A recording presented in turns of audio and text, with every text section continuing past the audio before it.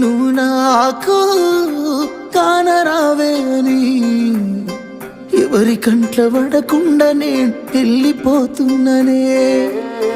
నువ్వు నాతో మాట్లాడలేవే అని ఎవరితో మాట్లాడకుండానే వెళ్ళిపోతున్ననే.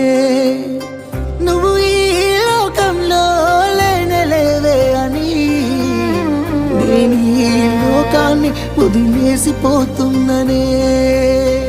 నువ్వు పువ్వులు అల్లుకొని పోతున్నవే అత్తగారింటికి, నే పువ్వులు జల్లుకొని పోతున్ననే కాలే కాటికి. నువ్వు పువ్వులు అల్లుకొని పోతున్నవే అత్తగారింటికి,